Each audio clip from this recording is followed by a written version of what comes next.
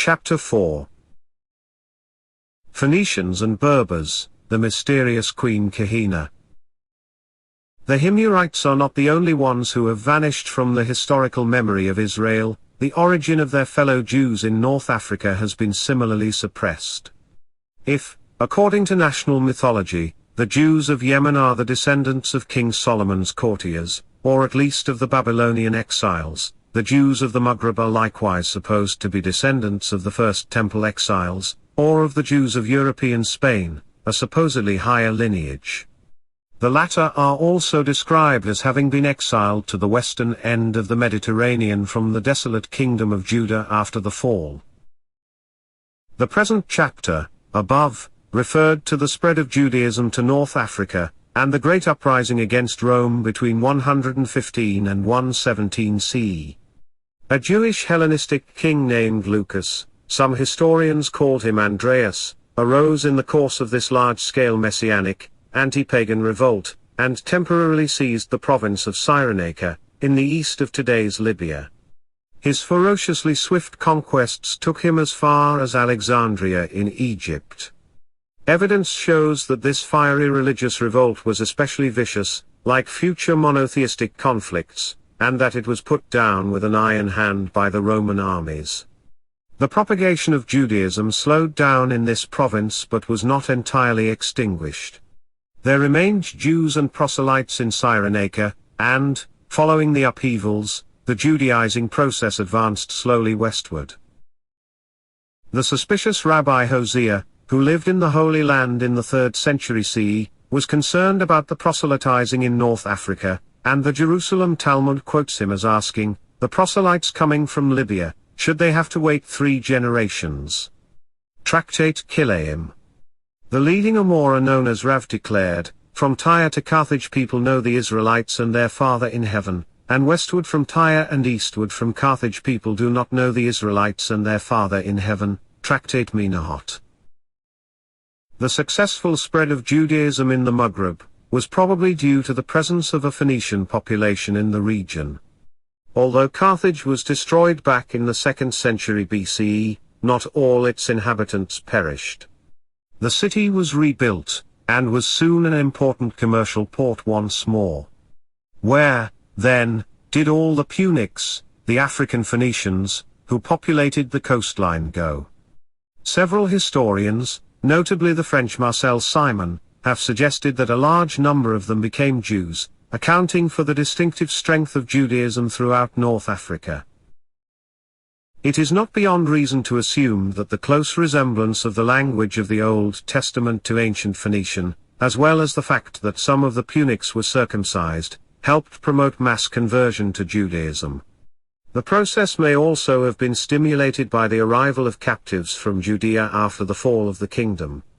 The old populace, originating from Tyre and Sidon, had been hostile to Rome for a very long time, and probably welcomed the exiled rebels and adopted their particular faith. Marcel Simon suggests that the Philo-Jewish policy of most of the Severan emperors, a dynasty originating in North Africa, might also have contributed to the popularity of Judaization. North Africa was one of the outstanding successes in the history of proselytization in the Mediterranean region.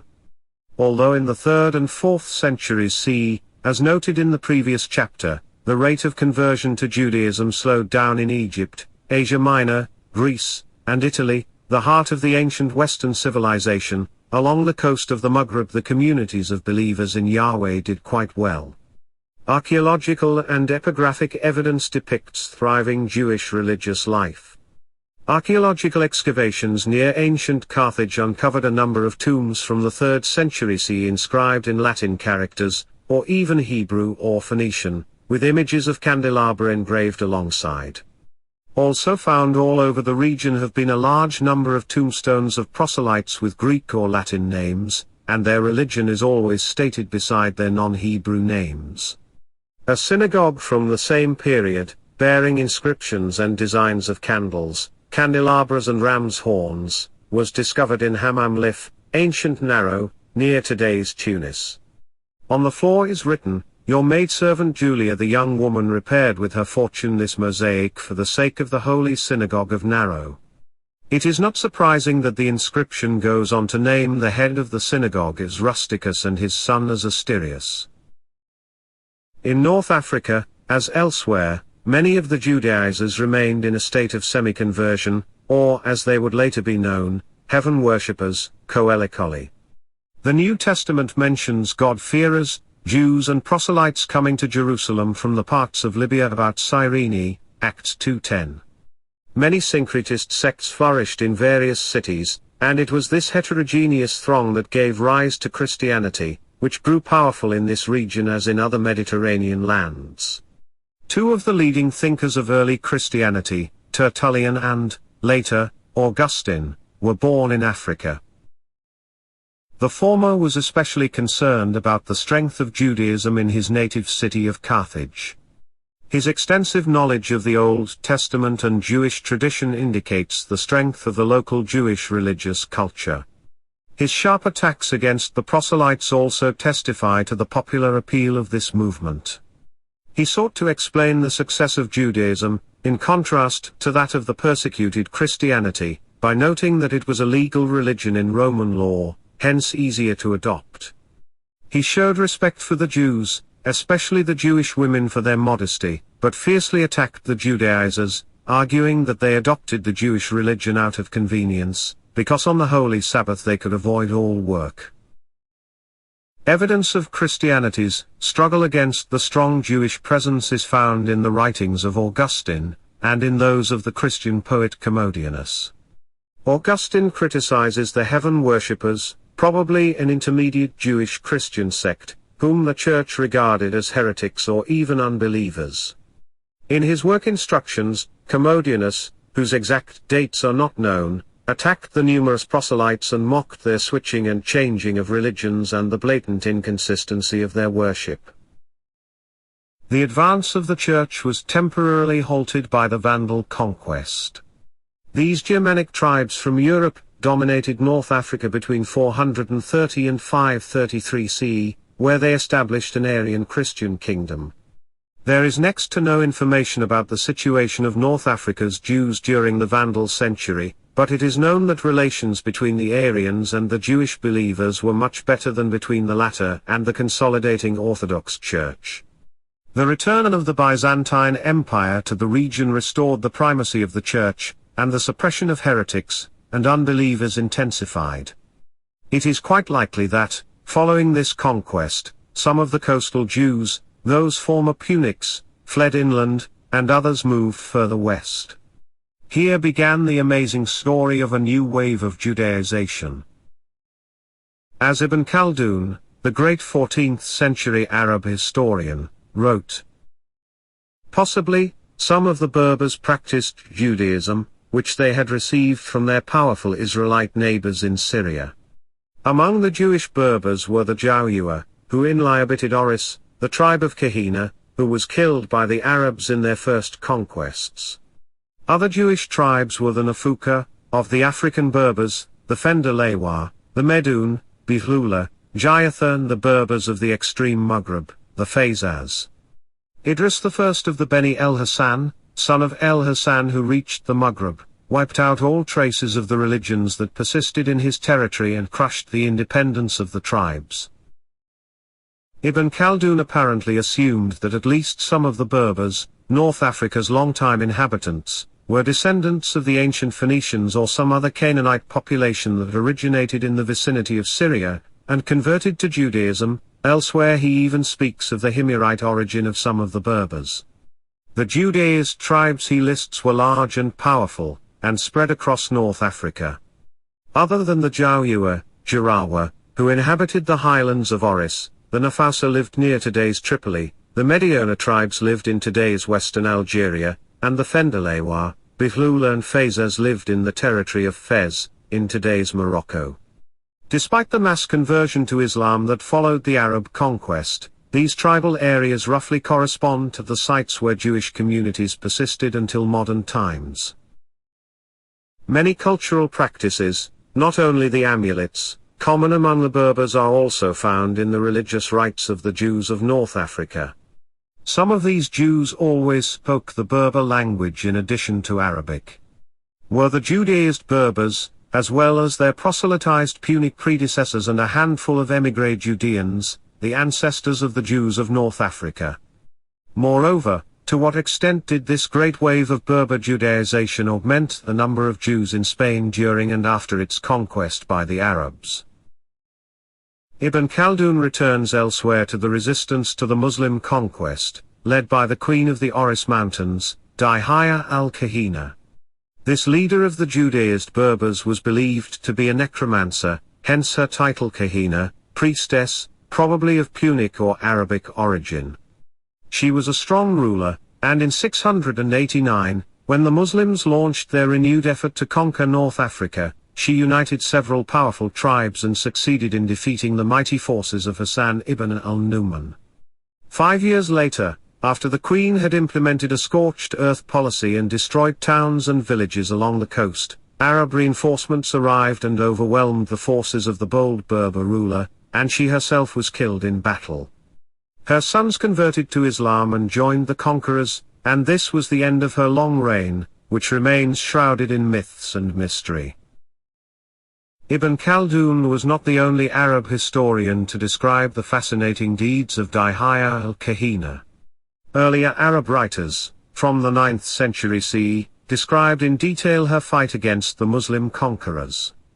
The Baghdad-based writer al-Waqidi emphasized her cruel treatment of her own subjects. Khalifa ibn Qayyat al-Usuri dated her defeat to 693 CE. The Persian historian Ahmad al-Baladuri recounted the story in brief, and Ibn Abd al-Hakam, who lived in Egypt, expounded the story of the queen's son who also fought against the invaders. Muslim historians, who followed Ibn Khaldun, continued to write about the Judaized queen, and her story was picked up by modern scholars. Many legends formed around the acts and personality of the female Berber Jewish leader. During the colonial period, French writers revived the old myths in order to highlight the historical fact that the Arabs were invaders whom the local populace had fiercely resisted. Later, in the post-colonial period, Kahina became an Arab, sometimes a Berber, heroine, a forerunner of the French national heroine Joan of Arc. Since Arabic literature referred to her as a mysterious Jewess, some Zionist historians were intrigued, and a few took up the story as though Dihya was a late incarnation of the biblical prophetess Deborah. Nahum Slush, a diligent Zionist historian of North Africa's Jews who completed his doctoral thesis in Paris, was the first to install Kahina in the modern Jewish memory. As early as 1909 he published 2 essays about the Jewish Berbers, and an article entitled The Kahina's Race. He argued that North Africa was settled by large numbers of Jews who came from Jerusalem, and was ruled by them for a long time before the arrival of the Muslims. To his mind, Kahina the warrior queen could not have been a mere proselytized Berber, she had to have been a Jew by race. In 1933 Slush expanded his publications and reissued them as a book in Hebrew. Dihya al-Kahina, Judith the Priestess, contains fascinating historical material tinged with romanticism and seasoned with folklore and picturesque tales that Slush had borrowed from Arabic and French historiography. He argues that Kahina's noble tribe, the powerful Jawa tribe of the Oris, whom he calls the Gera, was a nation of the race of Israel. These Geras had come to the region from Libya, and had previously lived in Egypt. The priests, who led the tribe, had come to the land of the Nile in the reign of Judah's king Josiah, in the exile of the pharaoh Necho. Dihya was an affectionate Jewish nickname for a woman named Judith, and she was certainly of a priestly family. Jewish tradition does not permit women to be priests, but as the Canaanite influence was still strong among them, the Geras dubbed her a Kahina. Slush could tell that Kahina was good-looking and strong. She was said to be handsome as a horse and powerful as a wrestler. French scholars compared her to Joan of Arc, but Slush, drawing on Arab sources, stated that Kahina indulged in carnal love with all the passion of her fiery youth, and was married 3 times. The problem was that these husbands were not Jews of her tribe, and it is known that one of them was a Berber and the other a Greek, namely, a Byzantine. Would a kosher Jewess have married uncircumcised Gentiles? Shlomo explained that the Judaism of the Berber tribes was not of the severe, rabbinical form known to us, hence their customs were of a different sort.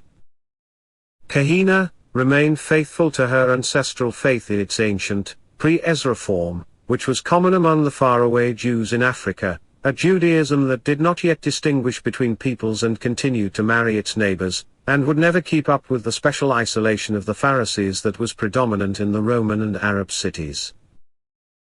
In this way Shlomo could remain an ethnocentric Zionist asserting that the legendary Amazon and her priests were of the right race, while admitting that the other Berber tribes were generally proselytes. He was convinced that syncretism and a flexible religious policy had helped propagate Judaism, and make it a popular religion before the arrival of Islam. Nevertheless, despite the unorthodox ways of the Jewish Berbers and their religious oddities, they and their descendants definitely belonged to the Jewish people. He asserted that he had gone to Africa to seek his national brothers and was convinced that Israel was one nation in the world.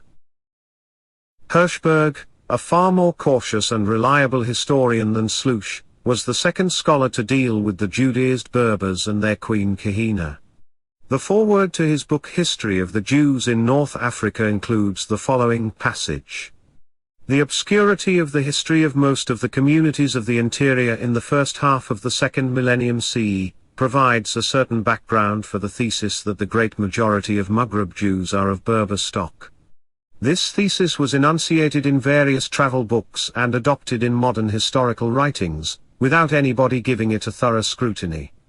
The position with regard to sources is different here than in the case of the Himyar Judaizer in South Arabia or the Khazars on the banks of the Volga. We know that the great majority of the former adopted Islam in the days of Muhammad and that only Jews of Jewish stock were left in South Arabia, and it is also well known that the Khazar Judaizers have completely disappeared. Now is it to be supposed that precisely the Berbers in North Africa remained loyal to Judaism, especially as the evidence of their Judaization is extremely flimsy?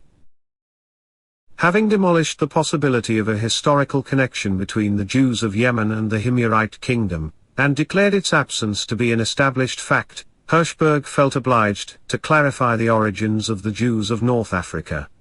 A thorough, pedantic scholar, he did not want to overlook uncomfortable historical passages that most of his colleagues dismissed out of hand. Certain older Arab historians had described the Berber tribes' conversion to Judaism, and their having neither approved nor disapproved made their descriptions more trustworthy. And since, as he knew, Jews never sought to convert others, it must have been the presence of Jewish communities in the Berber lands that led some of the inhabitants to adopt Judaism. Hirschberg's readers were soon reassured. Further along, he asserted that these proselytes were a tiny minority in the Jewish population. Moreover, he noted, there is hardly any Jewish testimony on the subject of proselytes. The Berber language left little trace in written Judeo-Arabic culture, and the Old Testament was never translated into Berber. The fact that the Jews adopted Arabic very quickly after the Muslim conquest, whereas the Berbers put up stronger resistance to the linguistic acculturation, proves that the former were not of Berber origin. As for the story about the Judaized queen, it was not very meaningful, since she did not act in the spirit of Judaism, and ultimately contributed nothing to it. In fact, her name was Kaya, and the Arab writers misread it as Kahina.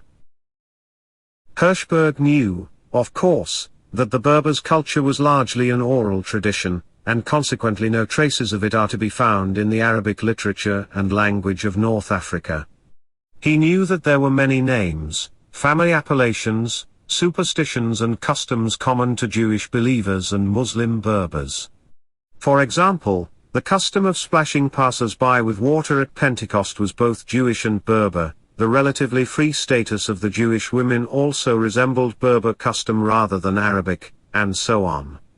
In many Jewish communities the family name Cohen, priest, did not appear at all, while in others almost all members of the congregation were called Cohen but had not a single levy, which could indicate collective conversions. Moreover, some Islamized Berber tribes had retained certain Jewish customs, such as not lighting fires on Sabbath Eve and avoiding leavened bread during the spring festival. Yet this last fact only served to reinforce Hirschberg's conviction: ancient Christianity disappeared completely from North Africa, while Judaism persisted through the ages. Indeed, not only the Christian Berbers became Muslim, so did the proselytized Berbers. Only the Jews of the seed of Abraham remained. So firm was Hirschberg's conviction that he forgot his ethno-religious belief that the Arabs, too, had descended from the great patriarch. But this typical slip is marginal. His constant effort to prove that the Jews were a nation race that had been torn from its ancient homeland and gone into a wandering exile was far more significant, and, as we have seen thus far, it met the imperative of mainstream Zionist historiography. His inability to rise above the purifying essentialist ideology that guided all his research damaged his work, and it was this fault that constituted the scientific source in support of the common positions in the standard history textbooks of the Israeli educational system.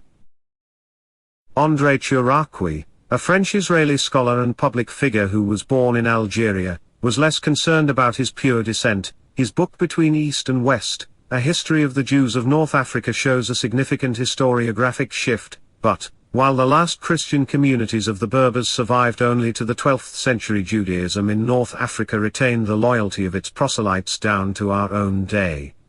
In the middle of the 20th century, an estimated 1/2 of the Jews of North Africa are descendants of Berber converts. Chouraqui had no more data for estimating the proportion of Berber descendants in the Maghreb's Jewish community than had Hirschberg. They could equally well have spoken of 9% as of 99%.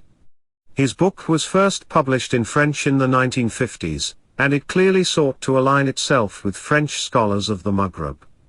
At that time it was difficult to rebut the widespread view of ancient Judaism as a strongly proselytizing religion, and the book's later Hebrew readers were offered a version far less ethnocentric and more reasonable on the origins of the Jews of North Africa. The book highlights Jewish efforts to proselytize the Punics, and does not hesitate to link this growing influence throughout the region with the mass Judaization of the Berbers. Chouraqui also wrote about the Jewish queen Kahina, arguing that although she also treated her Jewish subjects harshly, the final battles of the Jewish people before modern times were not those against Rome in the land of Israel in the 1st century CE, but rather in the 7th century against the Arabs in Africa. As we shall see further on, Chouraqui's national passion misled him a little. These were not the last battles of the Jewish people against the Arabs before the 20th century. The Khazars, just before their mass conversion to Judaism, outdid Kahina and her Berber Jewish troops in halting the advance of Islam, and succeeded even after the battles in North Africa. But before we proceed to these east and far-away Jews, the Volga and Don rivers being east of the Maghreb, it is necessary to mention the significant support for the view of the Maghreb Jews as descendants of Judaized Berbers and Judaized Arabs who accompanied the armies of Islam. It comes from the field of philology. Professor Paul Wexler of Tel Aviv University was primarily interested in Spanish Jewry, but since the history of this community became involved at an early stage with that of North Africa, he was able to shed new light on the issue. His book The Non-Jewish Origins of the Sephardic Jews argues, the Sephardic Jews are primarily descendants of Arabs, Berbers and Europeans who converted to Judaism in the period between the rise of the first Jewish communities in Western Asia, North Africa and Southern Europe, and the 12th century. There may, of course, have been some descendants of Judeans in these communities, but they must have been a tiny minority. How did Wexler reach such a heretical conclusion, counter to the hegemonic discourse in the academic world in which he worked? The sad lack of historical testimony about the early formation of Jewish groups in the Iberian Peninsula, Wexler argued, forces us to rely on the evolution of their languages and their ethnographic data. As a philological archaeologist, Wexler skillfully traced linguistic vestiges found in the texts and the languages that are still in use today, and concluded that the origins of the Sephardic Jews were extremely heterogeneous, and hardly Judean. Most came to Europe from North Africa with the Muslim conquest in the early 8th century CE, and traces of Judeo-Arabic from the Maghreb, as well as Berber customs, can be found in the Judeo-Iberian language and culture. And if the Arab language was the decisive factor from a linguistic viewpoint, in cultural, religious and demographic terms the Berber presence was the most significant. Furthermore, and this may be Wechsler's most important discovery, Hebrew and Aramaic made their appearance in Jewish texts only in the 10th century CE, and were not a product of an earlier autochthonous linguistic development. This means that exiles or émigrés from Judea had not settled in Spain in the 1st century CE or introduced their original language. During the first millennium CE, Jewish believers in Europe knew no Hebrew or Aramaic. Only after the religious canonization of classical Arabic in the Muslim world, and of medieval Latin in Christendom, did Judaism adopt and propagate its own religious language as a high cultural code. Wechsler's theory might explain the great conundrum in the history textbooks in Israel. The authorized scholars have failed to provide a reasonable explanation for the existence of such a large Jewish community in Spain, a lively and creative community that was considerably bigger, numerically, than the groups of Jewish believers that had appeared in Italy, southern Gaul or the Germanic lands.